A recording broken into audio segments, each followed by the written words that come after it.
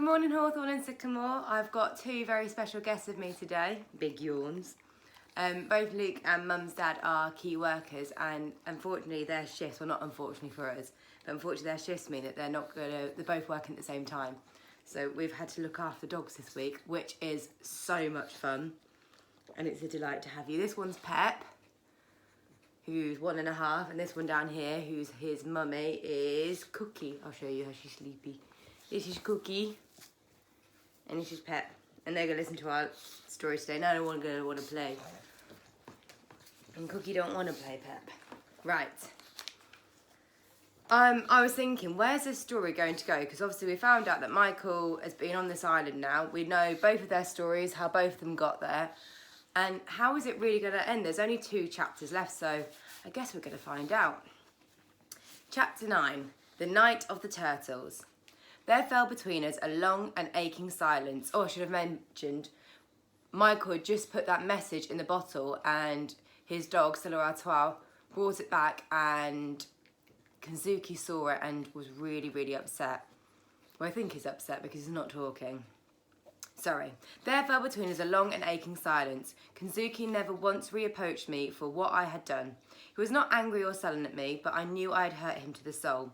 It wasn't that we didn't speak.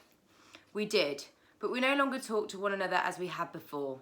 We lived each of us in our separate cocoons, quite civil, always polite, but not together anymore. He had closed in on himself and wrapped himself in his thoughts. The warmth had gone from his eyes, the laughter in the cave house was silenced. He never said so. He did not need to, but I knew that now he would prefer to paint alone, to fish alone, to be alone. So day after day I wandered the island with Stella, hoping when I returned that he might have forgiven me, that we could be friends again. But he always kept the distance between us. I grieved for my lost friendship. I remember I went often now to the other end of the island to watch Hill, and sat there, no longer looking out for ships, but rehearsing aloud my explanation. But no matter how much I rehearsed it, how I reasoned it, I could never convince even myself that what I had done was anything other than treachery. In the end, as it turned out, it was Kensuke explained it to me. We had just gone to bed one night, and when Tomodachi came to the mouth of the cave and squatted there, she had done this once or twice lately, stayed for just a few minutes, peered in at us and gone off again. Kensuke spoke up in the darkness. She lose King Kambo again, he said. She always lose her baby King Kambo. Very wicked baby. He run off a lot. He make Tomodachi very sad mother. He clapped his hands at her, shooing her away. King Kambo not here, Tomodachi, not here, but Tomodachi stayed. I think for the comfort more than anything else. I had noticed before the orangutans how they'd often come to Kensuke when they were upset or frightened, just to be near him. After a while, Tomodachi slunk off into the night and left us alone, with the din of the forest and the silence between us. I think many thoughts, Kensuke said suddenly out of silence. You are sleeping, Mikkelsen? He had not called me that name for weeks, ever since the Coke bottle incident. No, I said. Very good. I got lots to say. You listen, I talk. I think many thoughts. When I think of Tomodachi, I think of your mother.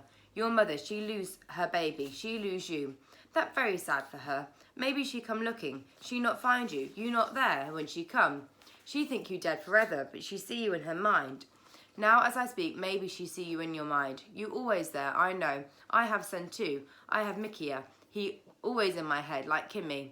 They dead for sure, but they in my head. They in my head forever. For a long while, he did not say another word. I thought he had gone to sleep. Then he spoke again. I tell you everything, I think, Mikkelsen. It best way. I stay on this island because I want to stay on this island. I do not want to go home to Japan. Different thing for you. You won't go back home from across the sea, and that right thing. Good thing for you, but not good for me. For me, very sad thing. Many years I live alone here. I happy here. Then you come. I hate you when you first come, but after a while, you are like son to me. I think maybe I like father to you. You like son to me. I very sad now when you go. I like talk with you. I like listen. I like sound when you speak.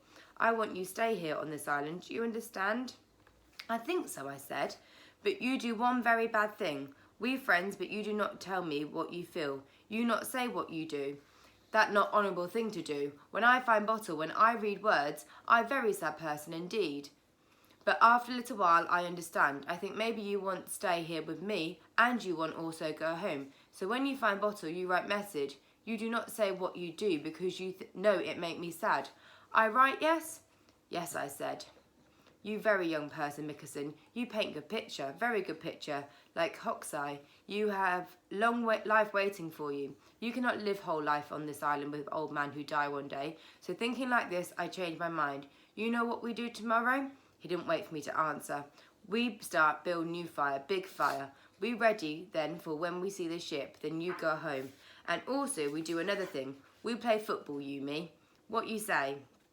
All right, it was all I could say. Had I just those few moments lifted the whole weight of guilt off my shoulders and given me such happiness, such new hope. Very good, very good. You sleep now. We do lot of work tomorrow, lot of football also. The next morning we began building a beacon on the hilltop above the cave house.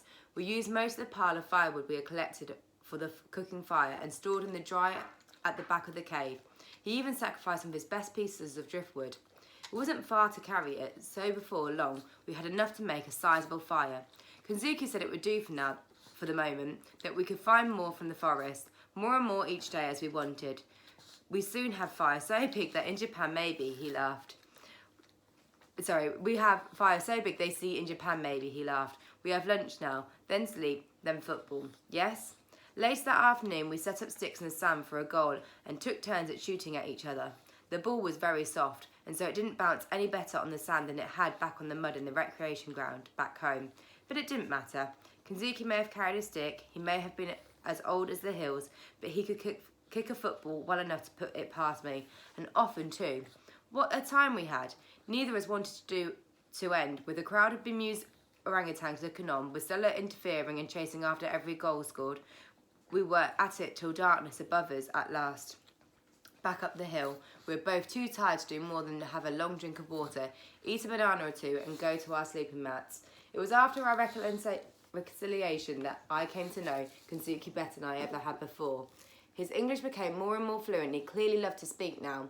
For some reason, he was always more happy to talk while we were out fishing in his outrigger. We did not go out there often, only when the fishing was so poor in the shallows that we needed to catch big fish from smoking and keeping. Once at sea, the story simply flowed. He talked a great deal of his childhood in Japan, of his twin sister, and how the worst thing he'd ever done was to push her out of the tree in the garden. How she'd broken her arm, how when he painted the cherry tree, it always reminded of her. But she too had been at Nagasaki, where the bomb fell. I remember he even told me the address of where she lived when he was studying in London. Number 22, Clemricard Gardens. I've never forgotten it. Once he had gone to watch Chelsea playing football, and afterwards he sat astride a line in Trafalgar Square and been ticked off by a policeman. But it was Kimi and Monsieur he talked of most, about how he wished he could have seen Monsieur grow up. Monsieur, he said, would have been nearly 50 by now if the bomb hadn't fallen on Nagasaki, and Kimi would be exactly the same age as he was, 75. I rarely interrupted him when he was like this, but once to comfort him I did say, bombs don't kill everyone. They could still be alive. You never know. You could find out. You could go home. He looked at me then as if it was the first time such a possibility had ever occurred to him all those years. Why not, I went on. When we see a ship and we light the fire and they come back and fetch me, you could come too. You could go back to Japan. You don't have to stay here. He thought about it for some time but then shook his head. No, he said, they are dead. That bomb was a very big bomb, very terrible bomb. Americans say Nagasaki is destroyed. Every house, I hear them. My family dead for sure. I stay here. I safe here. I stay on my island. Day after day, we piled more and more wood on the beacon. It was massive now, bigger even than the one I had built on Watch Hill. Every morning now, before we went down to the pool to wash, Kensuke would send me up to the top of the hill with the binoculars. I always scanned the horizon, both in hope and in trepidation. I longed to see a ship, of course I did. I longed to go home, but at the same time I dreaded what that would mean. I felt so much at home with Kensuke. The thought of him leaving him filled me with terrible sadness. I determined to do all I could to persuade him to come away with me, if and when a ship came. At every opportunity now I talked to him of the outside world, and the more I talked, the more he seemed to become interested. Of course, I never spoke of wars and famines and disasters. I painted the best pictures of the world outside I could. There was so much he didn't know. He marvelled at all I told him, at the microwave in our kitchen, at computers and what they could do, at Concorde flying faster than speed of sound, at men going to the moon and satellites. These things took some explaining, I can tell you. Some of it he didn't even believe me, not at first. The time came he began to quiz me, in particular he asked me about Japan. But I knew very little about Japan, only that back home in England lots of things, including our microwave, had "Made in Japan" written on them. Cars, calculators, my father's stereo, my mother's hairdryer. I'm made in Japan person, he laughed. Very old machine, still good, still very strong. Try as I did to draw my memory, after a while, I could find nothing more to tell him about Japan, but he would keep asking, "You sure there's no war in Japan these days?" I was fairly certain there wasn't, and said so. They built up Nagasaki again after bomb.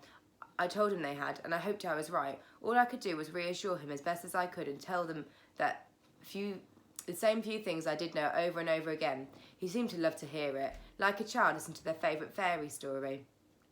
Once, after I finished expounding yet again on the amazing sound quality of my father's brilliant Sony stereo that made the whole house vibrate, he said very quietly, "Maybe one day before I die I go back my home. One day I go to Japan. Maybe." I wasn't sure he meant it, but I did mean that he was at least considering it, and that gave me some cause for hope. It wasn't until the night of the turtles, though, that I came to believe Kensuke was serious about it. I was fast asleep when he woke me. "You come, Miss Dixon, very quickly you come. You come," he said. "What for?" I asked, but he was already gone. I ran out after him into the moonlight and caught him up the halfway down the track. "What are we doing? Where are we going? Is it a boat?" "Very soon, you see, very soon." Stella stayed at my heels all the way to the beach. She never liked going out in the dark very much. I looked around. There was nothing there. The beach looked completely deserted. The waves lapped listlessly. The moon rode the clouds, and the world felt still about me, as if I was holding its breath. I did not see what was happening until Kensuke suddenly fell on his knees in the sand. They very small. Sometimes they are not so strong. Sometimes in the morning birds come and eat them. And then I saw it. I thought it was a crab at first. It wasn't. It was a minuscule turtle, tinier than a terrapin, clambering out of a hole in the sand and then beetling off down the beach towards the sea. Then another, and further down the beach, dozens of them, hundreds, I could see them. Now, many, maybe thousands, all scuttling across the moonlit sand into the sea. Everywhere the beach was alive with them. Stella was nosing at one, so I warned her off. She yawned and looked innocently up at the moon. I saw that one of them was on its back at the bottom of the hole, legs kicking frantically. Kensuke reached down, picked it up gently and set it on its feet in the sand. "You go to sea, little turtle," he said. "You live there now. You soon be big, fine turtle, and then one day you come back and see me, maybe." He sat back on his haunches to watch him scuttle off. "You know what they do, Mika, mother turtles, they lay eggs in this place, then one night time every year, always when moon is high, little turtles are born. Long way to go to the sea. Very many die, so always I stay. I help them. I chase birds away so they not eat baby turtles. Many years from now, when turtles are big, they come back. They lay eggs again. True story, Mickerson." All night long we kept our vigil over the mass birth. As the infant turtles made their run for it, we patrolled together, reaching into every hole we found to see if there were any left stuck or stranded. We found several too weak to make the journey and carry them down to the sea ourselves. The sea seemed to revive them. Away they went, no swimming lessons needed. We turned dozens the right way up and shepherded them safely into the sea. When dawn came, the birds came down to scavenge. We were there to drive them off. Stella chased and barked after them, and we ran at them, shrieking, waving, hurling stones. We were not entirely successful, but most of the turtles made it down into the sea. But even here, they were not entirely safe. In spite of our desperate efforts, a few were plucked up out of the water by birds and carried off. By noon, it was all over. Kensuke was tired as we stood ankle deep in the water, watching the very last of them swim away. He put his arm on my shoulder. "They very small turtles, Mickerson, but they very brave. They braver than me. They do not know what they find out there, what happened to them, but they go anyway. Very brave. Maybe they teach me a good lesson. I make up my mind. When one day ship come and we light fire and they find us, then I go. Like turtles.